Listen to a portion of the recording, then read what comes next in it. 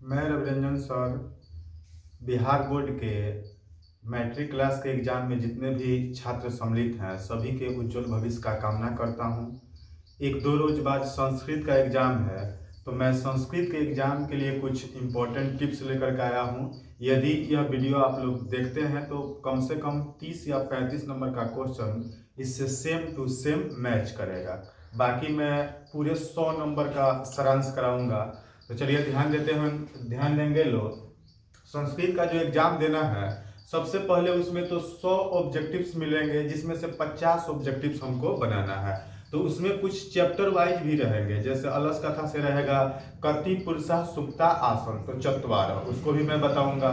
और व्याकरण से भी, समास से भी क्वेश्चन रहेगा, संधि से भी क्वेश्चन रहेगा, उपसर्ग से भी रहेगा, प्रत्यय से भी रहेगा।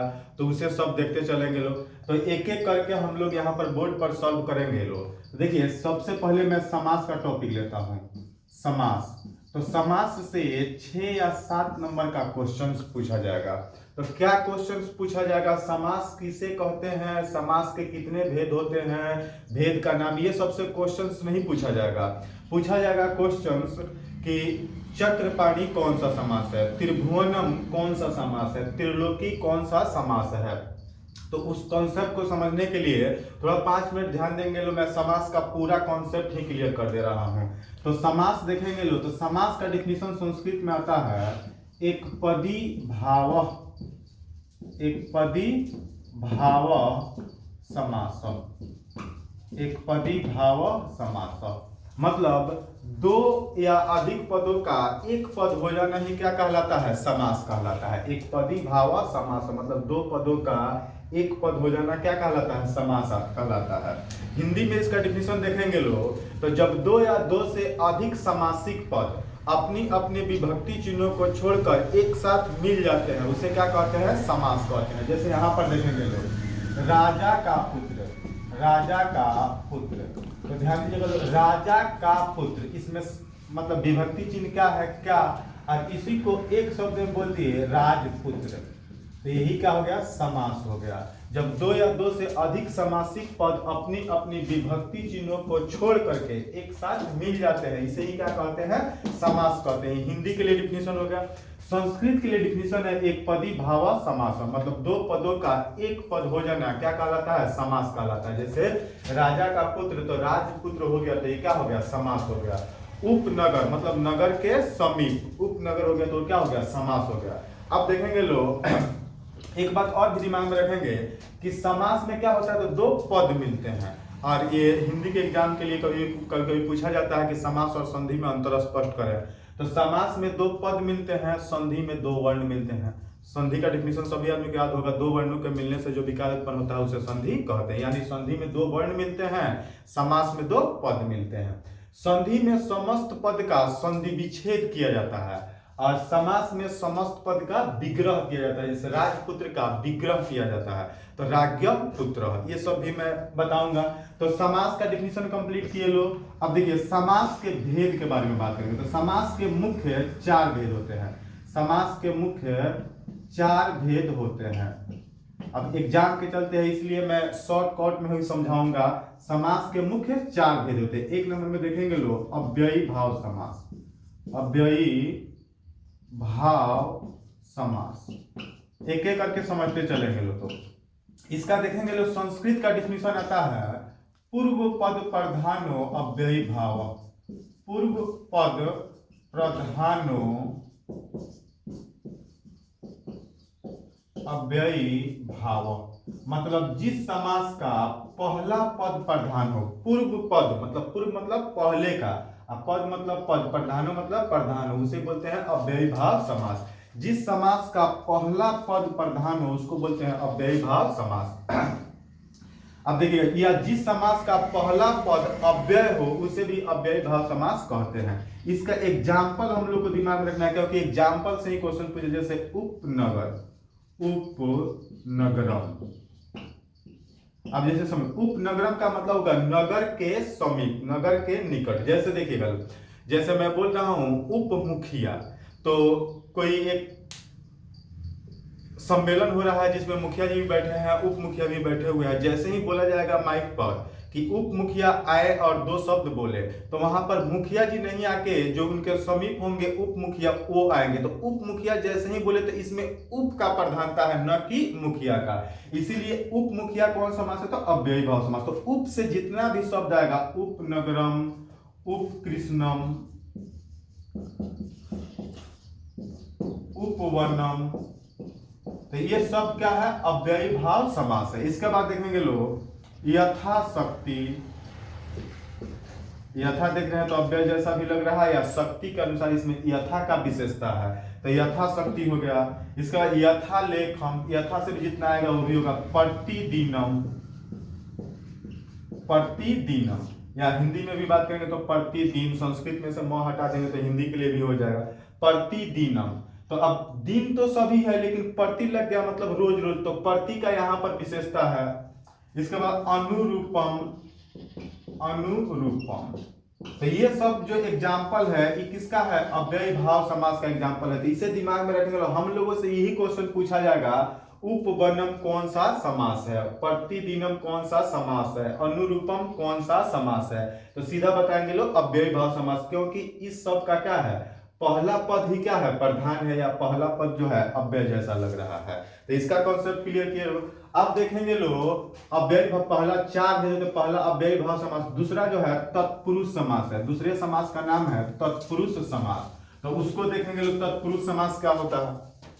दूसरा जो समास है इसका नाम है तत्पुरुष समास,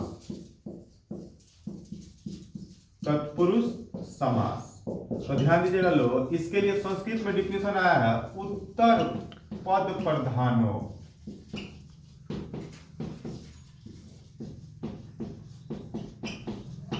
उत्तर पद प्रधानो तत्पुरुष, मतलब उत्तर का मतलब बाद में, पद मतलब पद प्रधान, जिसका बाद का पद प्रधान हो। मतलब समास में दो पद मिलते हैं तो अंतिम पद प्रधान हो, उसी को बोलते हैं तत्पुरुष समास। और इसमें ये भी दिमाग में रखेंगे, जब उसको विग्रह करते हैं तो उसमें क्या आता है? विभक्ति का चिन्ह आ जाता है। जैसे देखेंगे लोग यहाँ पर धनहीन, धनहीन, अब इसका विग्रह करते हैं तो धनेन हीन, माने धन से हीन, ये कौन सा समास है? तत्पुरुष समास है।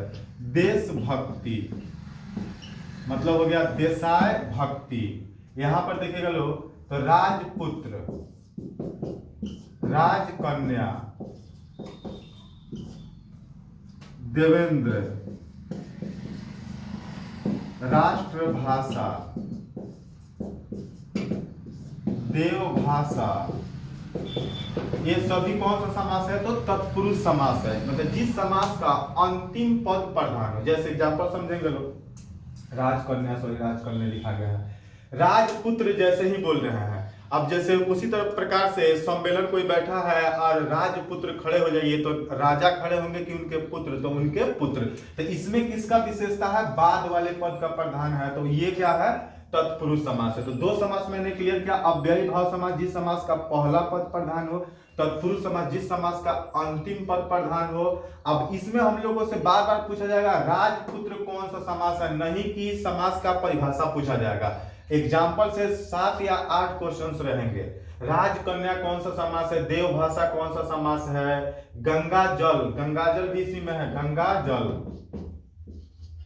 गंगा जलम, गंगाया जलम, इसका क्या होता है? विग्रह होता है। तो ये सब जो है कौन सा समास है? तत्पुरुष समास है। तो दो समास हम लोग क्लियर किए लो, अव्ययी भाव समास, तत्पुरुष समास। अब देखिए तीसरा जो समास है, तीसरा समास है, इसका नाम है द्वंद्व समास,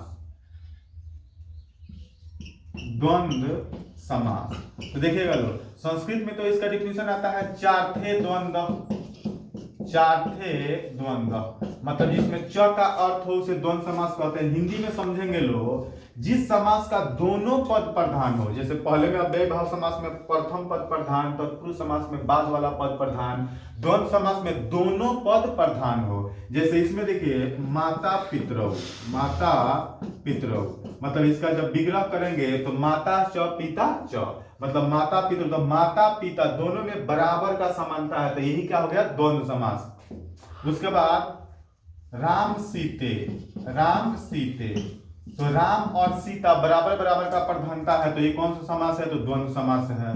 यहाँ पर चरा चरम, चरा चरम। ये हिंदी के लिए भी काफी महत्वपूर्ण है, हिंदी के एग्जाम में भी इसका क्वेश्चन पूछा जाएगा। तो हिंदी के लिए एग्जाम्पल कुछ अलग हो जाएगा, जैसे लोटा डोरी, दिया बाती, हाथ पैर, वो सब हिंदी के लिए। संस्कृत के लिए रहेगा माता पितरौ, राम सीते, चराचरम, राम कृष्णौ। तो ये सब हम लोग समझे। जिस समास का दोनों पद का प्रधानता बराबर होता है उसे क्या बोलते हैं? द्वंद्व समास। ये था तीसरा समास। चौथा समास पढ़ेंगे लोग, तो चौथा समास आता है बहुब्रीहि समास। चौथा समास, समास का जो चौथा भेद है ये है बहुब्रीहि समास।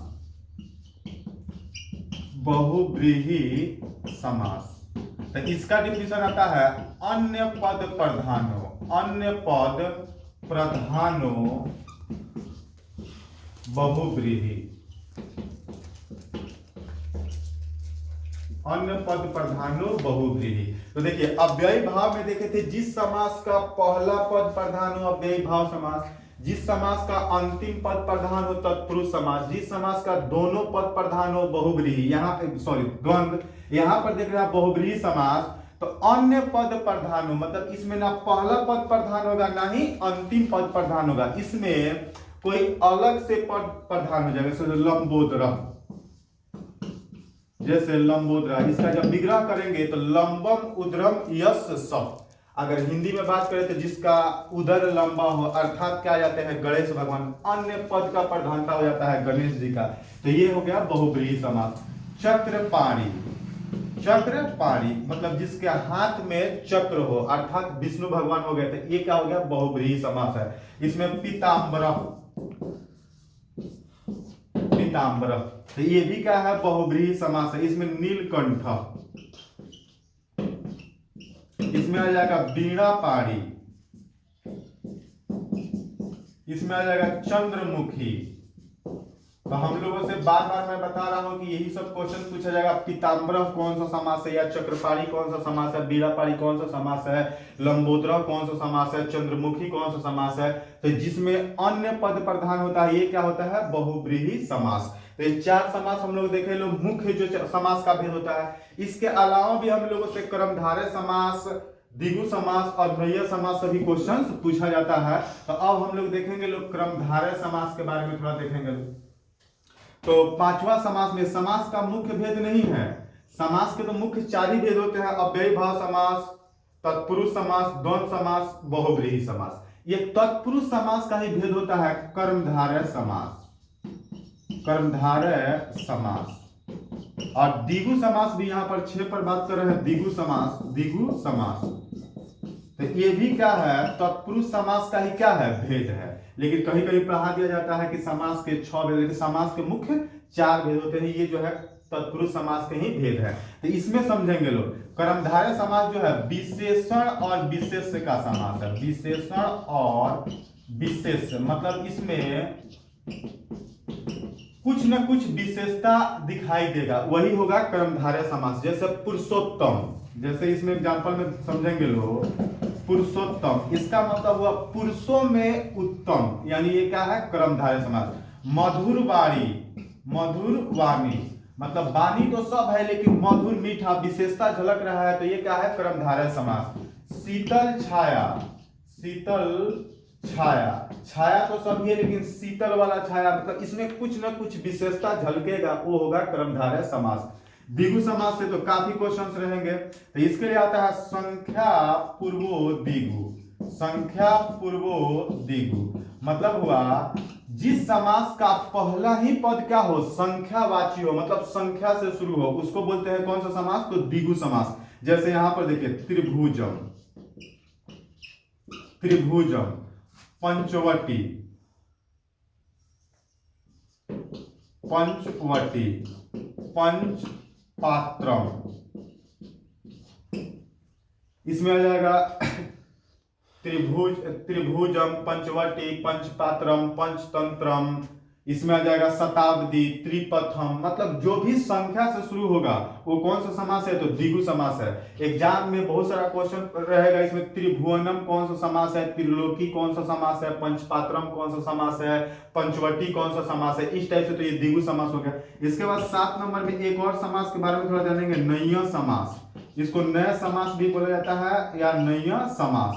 तो देखिएगा लोग, इसमें है नकारात्मक जिसका अर्थ आ जाता है वो सब क्या होता है, नया समास होता है। जैसे अधर्म, मतलब न धर्म को क्या बोला जाता है, अधर्म बोला जाता है। जैसे बोला जाता है अस्वस्थ, मतलब जो स्वस्थ नहीं है उसको क्या बोल दिया, अस्वस्थ बोल दिया। अनुपस्थित, न उपस्थित, अनुपस्थित, वो सब क्या हो गया, नया समास है। इसमें थोड़ा ध्यान देंगे लोग, कभी कभी इससे विग्रह भी पूछा जाता है। जैसे पंचवटी का विग्रह करता, पंचानाम वटानाम समाहारा, पंचपात्रम पंचानाम पात्रानाम समाहारा, मतलब जो द्विगु समास होता है उसमें क्या आता है, समाहारा आता है। बहुब्रीहि समास में क्या आता है, तो यश सह आता है। तो ये मैंने आप लोगों को समास का कॉन्सेप्ट दिया, और समास से कम 6 या 7 नंबर का क्वेश्चन निश्चित रूप से संस्कृत के भी एग्जाम में पूछा जाएगा, प्लस हिंदी के भी एग्जाम में पूछा जाएगा।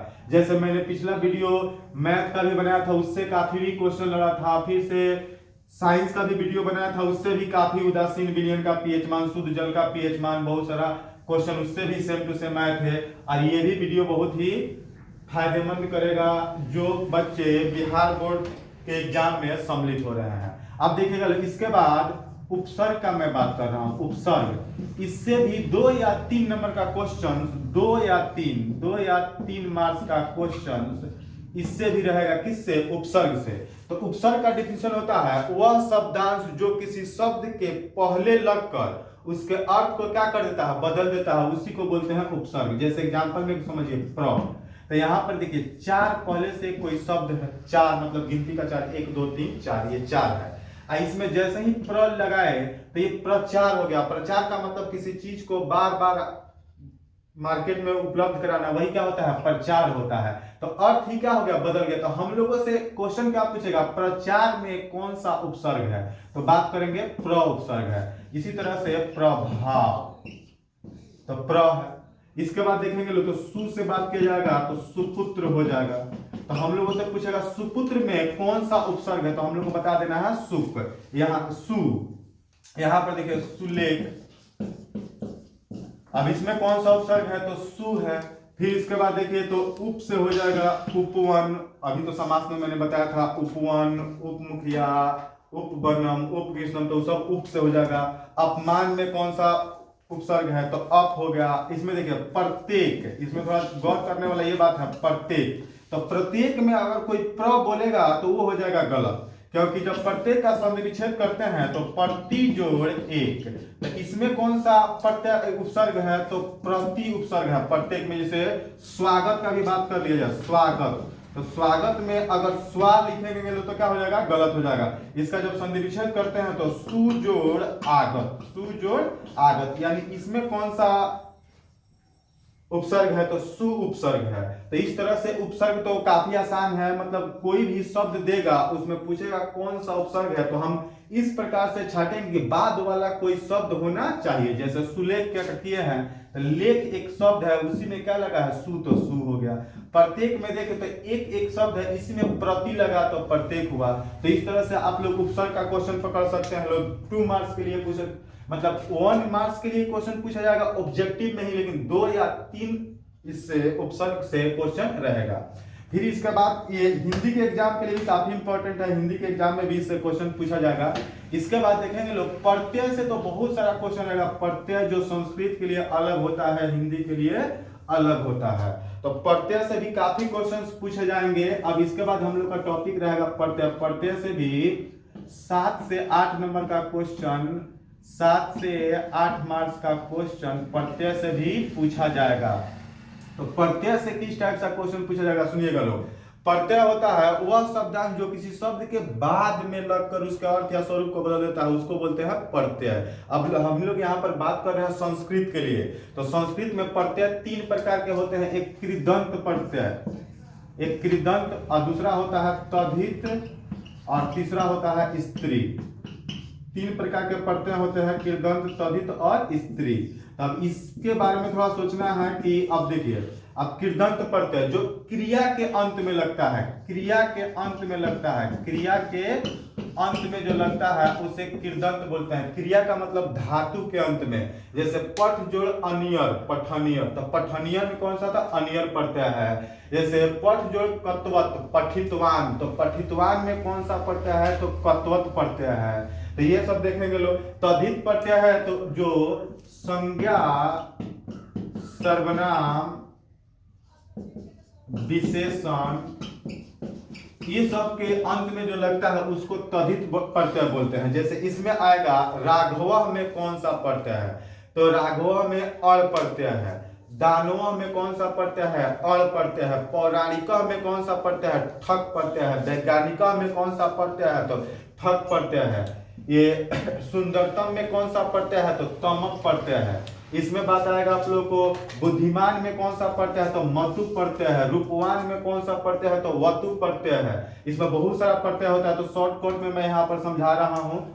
अब यहाँ पर देखेंगे स्त्री प्रत्यय। तो स्त्री प्रत्यय वो होता है जो किसी पुल्लिंग शब्द में लगकर उसको स्त्रीलिंग बना देता है, उसे स्त्री प्रत्यय करते हैं। जैसे बाला, बाल में लगा है टाप प्रत्यय तो बाला हो गया। बालिका में कौन सा प्रत्यय है, टाप। जितना के अंत में आ आएगा उसमें हम लोग सोचेंगे टाप प्रत्यय है। जितना के अंत में ई आएगा उसमें इंगित प्रत्यय। जैसे नर्तकी, नर्तकी में कौन सा प्रत्यय है, तो इंगित प्रत्यय है। इंगित ऐसे लिखते हैं, इंगित प्रत्यय।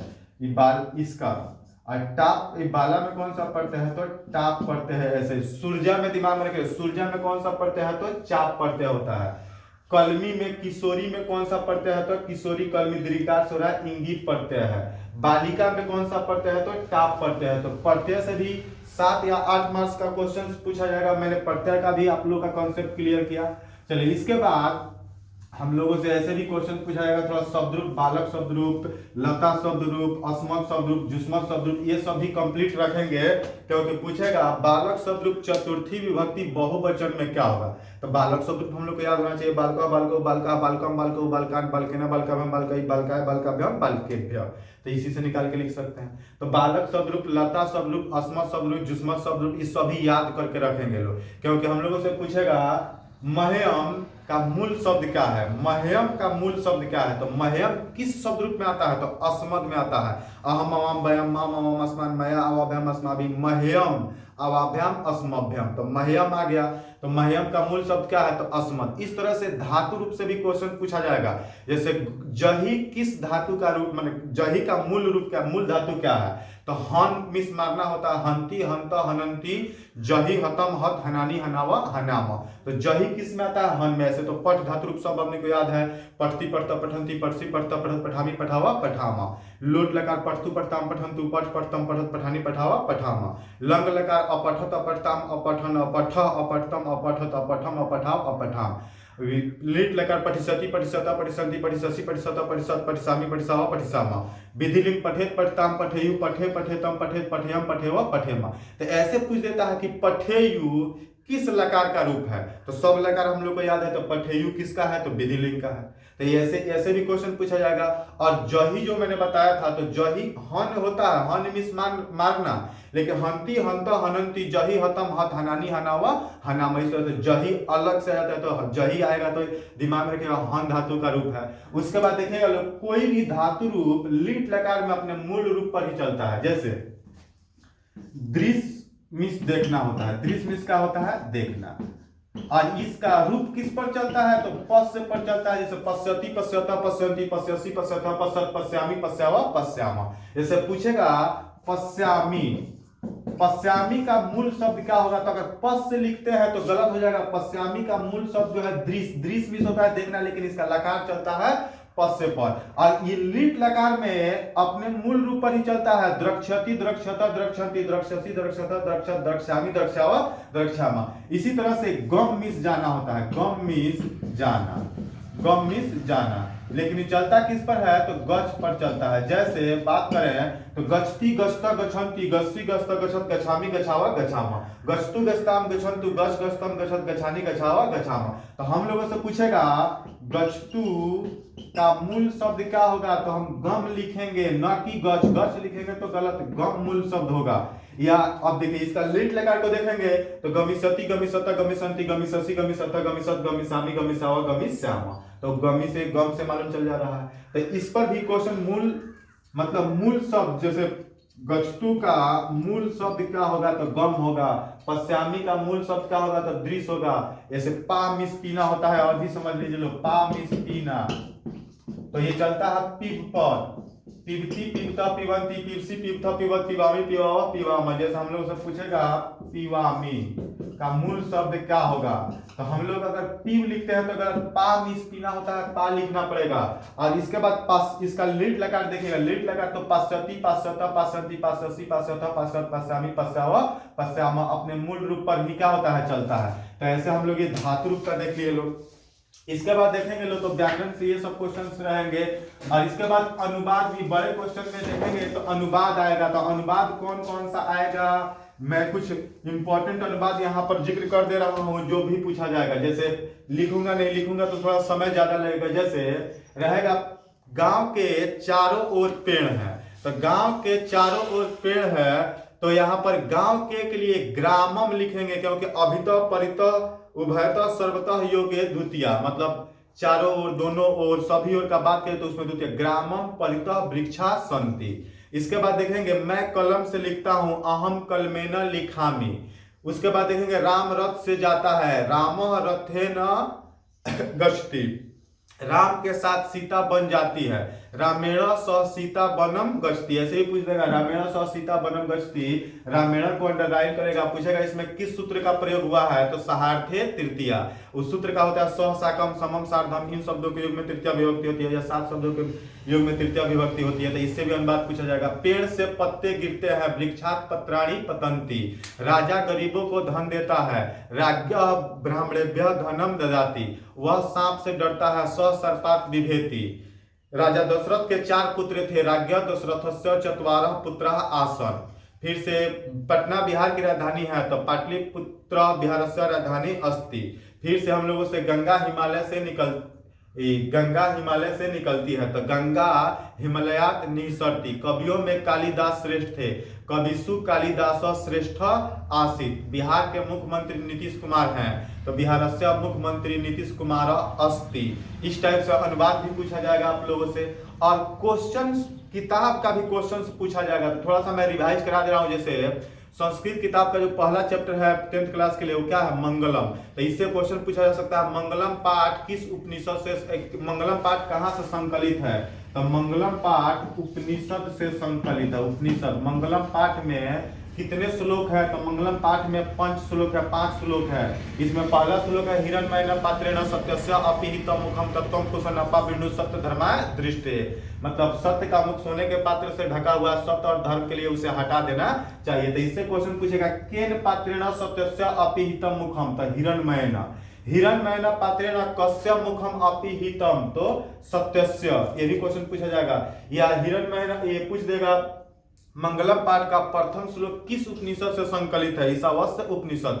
दूसरा चैप्टर देखिए, इस चैप्टर से इसमें भी सूक्ष्म अणु से भी सूक्ष्म क्या है, तो आत्मा है। किसकी हमेशा जीत होती है, तो सत्य की हमेशा जीत होती है। ये सब क्वेश्चन इससे पूछा जाएगा। 2 नंबर चैप्टर देखेंगे तो पाटलिपुत्र वैभवम, तो उसमें पाटलिपुत्र वैभवम में ये सिख संप्रदाय के 10वें गुरु का जन्म स्थान क्या है, तो कहाँ है, पटना है। उसके नाम क्या है, तो सिख संप्रदाय के प्रथम गुरु कौन थे, गुरु नानक। 10वें गुरु कौन थे, गुरु गोविंद सिंह। ये पाटलिपुत्र का नाम ये पटना कब पड़ा, तो मध्यकाल में। पटना का इतिहास क्या है, तो कभी किसी बुक में देखते हैं तो 2000 ईस्वी पूर्व, किसी में 2500 ईस्वी। तो वो क्वेश्चन अगर मिलता है तो डाउट में है, तो जो क्वेश्चन डाउट में रहेगा उसे छोड़ देना है, वही क्वेश्चन हमको बनाना है जिस पर हमें पूरा क्या हो, कंसेप्ट हो। इसके बाद तीसरा चैप्टर देखेंगे अलस कथा, तो अलस कथा पाठ का थोड़ा सारांश देख के रखेंगे लोग कि मिथिला नाम का एक नगर था जिसका मंत्री का था बृहस्पति था, जो स्वभाव से दानशील था। वो अपने राज्य में जितने भी आलसी लोगों थे सभी को भोजन और वस्त्र देता था। तो ऐसे देख करके दिन पर दिन उस राज्य में आलसियों की संख्या क्या हो रही थी, बढ़ रही थी। तो ऐसे सोचा गया कि अगर ऐसे ही चलते रहा तो बहुत कम दिन में ही राजपाट क्या हो जाएंगे, समाप्त हो जाएंगे। तो आलसी की पहचान के लिए काम किया। एक दिन विशेष ऑफर देके सभी आलसी को बुलाया गया, एक घर में बंद कर दिया। उस घर में क्या कर दिएगा, आग लगा दिएगा। तो जितने भी धूर्त लोग थे सभी लोग क्या हो गए, भाग गए। और उसमें 4 पुरुष सोए रह गए। तो चारों पुरुष का प्रथम ने क्या बोला, दूसरे ने क्या बोला, तृतीय ने क्या बोला, चतुर्थ ने क्या बोला, ये भी दिमाग में रखना है क्योंकि इससे भी क्वेश्चन पूछेगा। तो प्रथम बोला ये कैसा कोलाहल है, कैसा हल्ला है। दूसरा बोला कि लगता है इस घर में आग लगी है। तीसरा बोला कि यहाँ पर कोई भी ऐसा दयावान व्यक्ति नहीं है जो हमारे ऊपर भीगा कमल फेंक दे। चौथा बोला क्या बकबक करते हो, चुपचाप सो जाओ। जब आग की लपट उन लोगों के पास पहुंच रही थी तब उसका बाल पकड़ के बाहर निकाला गया और उसी चार को आलसी घोषित किया गया। और इसमें यह भी बताया गया है कि बच्चों की रक्षक उसकी माँ होती है, स्त्रियों की रक्षा उसके पति होते हैं, और आलसियों का रक्षक दयालुओं के सिवा कोई भी नहीं होता है। इस पाठ से हमें शिक्षा मिलती है कि आलस नहीं करना चाहिए। तो इसमें पूछा जाएगा कति पुरुषा सुप्ता आसन, कितने पुरुष सोए रह गए, तो चत्वार। उसमें बोलेगा प्रथम पुरुष किम अवदत, प्रथम पुरुष ने क्या बोला, तो बोला कि कथमयम कोलाहल, माने कैसा शोरगुल है, कैसा हल्ला है। इसमें पूछेगा वीरेश्वर कह आसित, वीरेश्वर कौन था, तो मिथिला का मंत्री था। ये पूछेगा कि वीरेश्वर का स्वभाव कैसा था, तो दानशील और कारुणिक था। ये सब क्वेश्चन पूछा जाएगा। और भी चैप्टर है जैसे व्याघ्रपथी कथा से भी क्वेश्चन पूछा जाएगा कि व्याघ्रपथी जो बूढ़ा बाघ था उसको क्या देने का इच्छा था। तो ये सब क्वेश्चन ऑब्जेक्टिव में पूछा जाएगा। ये सब क्वेश्चन को सॉल्व करके लोग ये संस्कार वाला चैप्टर से क्वेश्चन पूछा जाएगा। नीति श्लोक से मतलब चैप्टर का थोड़ा रिवीजन करके रखेंगे लोग। इसके बाद देखेंगे तो अब हम थोड़ा बात करते हैं जो 50 नंबर का बड़ा क्वेश्चन होगा बनाने के लिए। तो पहला क्वेश्चन जो रहेगा एक में, तो उसमें एक गद्यांश दिया रहेगा संस्कृत में। उस गद्यांश को क्या करना है, पढ़ लेना है, और उसके बाद यहाँ पर एक पद में आंसर देने वाला होगा। तो वह क्वेश्चन खोजेंगे, उस क्वेश्चन देखेंगे और उस गद्यांश में लाइन को ढूंढेंगे, सेम टू सेम लाइन मिलेगा, एक पद में आंसर दे देंगे। दो क्वेश्चन रहेंगे। और दूसरे नंबर में जो क में होगा इसका एक पद में आंसर देना है। ख में जो रहेगा इसका पूर्ण वाक्य में देना है, पूर्ण वाक्य में इसका आंसर देना है। तो इसके लिए दिमाग में रखेंगे कि जो क्वेश्चन खोजेंगे उसका पूर्ण वाक्य सेम टू सेम रख देंगे। तीसरा जो क्वेश्चन पूछा जाएगा शीर्षक पूछा जाएगा। ये शीर्षक इसका क्या है, तो गद्यांश पढ़े किसके बारे में है, वही इसका क्या हो जाएगा शीर्षक। एक नंबर क्वेश्चन भी यही पूछा जाएगा, दो नंबर क्वेश्चन भी यही पूछा जाएगा। अब देखेंगे 3 नंबर जो क्वेश्चन पूछा जाएगा वो पत्र से क्वेश्चन पूछा जाएगा। तो प्रधानाध्यापक के पास पत्र कंप्लीट करेंगे लोग, और एक माता पिता भाई बहन, उसमें से 2 पत्र कंप्लीट रखेंगे 3 नंबर। चौथा जो क्वेश्चन होगा अनुच्छेद होगा। अनुच्छेद मतलब 7 वाक्य में अनुच्छेद लिखना होगा, 7 नंबर के लिए रहेगा। तो इसमें हम लोग को देखेंगे लोग गंगा नदी दिमाग में रखेंगे लोग, गंगा नदी, हिमालय, भारतवर्षम। तो भारतवर्षम बोले तो, या अस्माकम देश बोले, अस्माकम देश, अस्माकम देश, तो दोनों बात क्या है, एक ही है। अस्माकम देश बोले चाहे भारतवर्षम बोले, दोनों एक ही है। फिर पाटलिपुत्रम, पाटलिपुत्रम ये सरस्वती पूजा, फिर से होली, पुस्तकालय, ये सब अगर कंप्लीट रखेंगे तो उसमें 4 या 5 रहता है, जिसमें से किसी एक पर 7 वाक्य, मतलब इतना अगर कंप्लीट रखते हैं तो अनुच्छेद भी क्वेश्चन पकड़ लेंगे। इसके बाद 5 नंबर में अनुवाद का क्वेश्चन रहेगा, 5 नंबर अनुवाद का क्वेश्चन होगा, जो भी मैंने बताया अनुवाद। 6ठे नंबर का क्वेश्चन जो होगा इसमें 16 क्वेश्चन रहेंगे, हिंदी में जवाब देना है। ये पाठ के आधार पर, किसके आधार पर, जो पाठ है मतलब ट्यूशन भाग 2 जो है 10th क्लास के लिए। जैसे प्रथम पाठ क्या है, मंगलम है, द्वितीय पाटलिपुत्र वैभव है, तीसरा तो अलस कथा है, फिर नीति श्लोक है, फिर संस्कार के लिए पाठ है, फिर एक राम प्रवेश का पाठ है। मतलब उससे क्वेश्चन पूछा जाएगा कि अलस कथा पाठ से आपको क्या शिक्षा मिलती है। तो कम से कम 4 या 5 लाइन में हम इसका जवाब देंगे, अलस कथा पाठ से हमें क्या शिक्षा मिलती है। बूढ़े बाघ को क्या देने की इच्छा थी, तो उसको हम 4 से 5 वाक्यों में, मतलब यहाँ पर 6 नंबर क्वेश्चन में जो 16 क्वेश्चन होगा इसमें से 8 क्वेश्चन का जवाब देना है, हिंदी में जवाब देना होगा, और उस सब का जवाब निश्चित रूप से लिखिएगा लोग, और तो बहुत ही बढ़िया मार्क्स प्राप्त कर सकेंगे। तो चलिए मैंने वीडियो में इतना बताया। यदि अभी तक आप लोग मेरे वीडियो मतलब चैनल को सब्सक्राइब नहीं किया है तो चैनल को सब्सक्राइब कर लें, वीडियो देखें, लाइक करें और इसका लाभ उठाएं। अगर ऐसे तैयारी करेंगे तो संस्कृत में 90 से ऊपर नंबर आने का निश्चित ही